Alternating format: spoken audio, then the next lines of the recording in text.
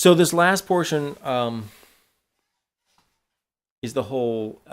This one's going to come up as far as the saying that Torah is no longer relevant for us, where people say the law was our schoolmaster to bring us to Christ, but once we've found Christ, we're no longer under the schoolmaster. Have you heard that one yet? Yeah. That is the.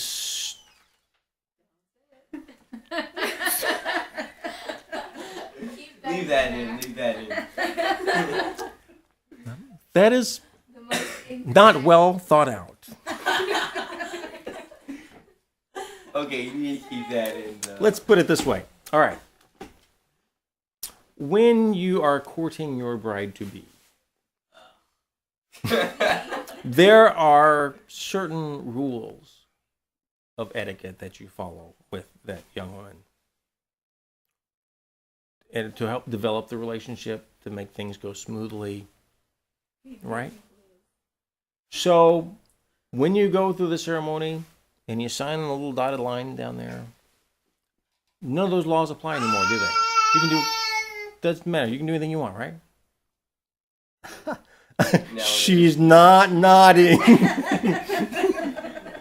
Right. Well, but you're not courting anymore. The laws of courtship don't apply anymore. You're married now, right? So, how about another one? When you graduate high school, when you're sitting in the ceremony, you graduate high school or you graduate college, it's the same 3-hour event that nobody really cares about. You just have to sit there so that you can get the piece of paper. So the dean of the college comes up, or the principal comes up, and he stands up before everybody and says, you've now graduated high school, you've now gotten your degree in college, you have your piece of paper now, forget everything you ever learned. It's not important anymore. You got the paper now, none of that matters. Yeah. He's not going to say that, is he? He doesn't say that. When you go to driver's ed, and you're sitting with this guy, and he takes you through, and he's got the book, and he's teaching you all the things in the book and showing you how to drive and how to follow the rules and things like that. When you get your driver's license and you say, see ya, he's not in the car anymore. You can drive any way you want, right? No, see what happens? The hope is just a little bit that maybe once you go through that process, then you will understand and value that information, that learning that you've received, right? So when you say, I'm not under the law because I've drawn to Christ. Remember, he hasn't left this whole idea up here at the top that says, brethren, I speak to you in a manner of men. Because that's how men think, right? No more driver's instructors looking over my shoulder. I can drive any way I want, right? Isn't that how we think? Yeah. See, he's still talking to this whole carnal mindset. It says, if you've got Christ, if you've got it, you don't need the law.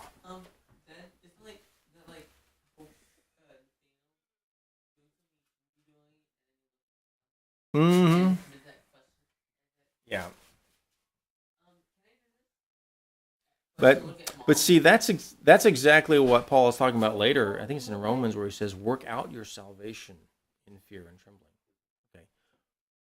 The law, the Torah, is the process, is the tool by which we use to be drawn closer in our relationship with Christ. Okay? So, remember, in this relationship with that the Galatians are dealing with, okay, I got myself circumcised, I'm in. There's nothing more I need. I'm fine. By the way, you see the same thing in the church. Jesus loves me, this I know, that's all I need to know. Right? Forget everything else. I got it. I got Jesus, so I don't even want to hear anything else. That's the same pagan thinking. So, and that's what he's dealing with here. It says, if you've got it, if you've got all the Christ that you want, forget the law. That's what he's saying here. Okay, but this whole, the law was our tutor to bring us to Christ that we might be justified by faith. And after faith has come, we are no longer under the tutor. That's the direct quote of this verse. He's saying, if you've got all that you need, nothing else is matter. But by the way, there's a depth of this relationship that you're completely missing if you're thinking that you've got it just based on the fact that I've accomplished this task. In the context of this, it's being circumcised. I've been circumcised, I'm in. None of the law, nothing else matters. That's what they're saying. And Paul's saying, well, if that's it, that's it. But if you're after a relationship with God, there's something completely different here. So just to finish out the chapter, it says, for you are all sons of God through faith in Messiah Yeshua. For as many of you were baptized into Messiah, have put on Messiah. There is neither Jew nor Greek, there is neither slave nor free, there is neither male nor female, for you are all one in Yeshua Messiah.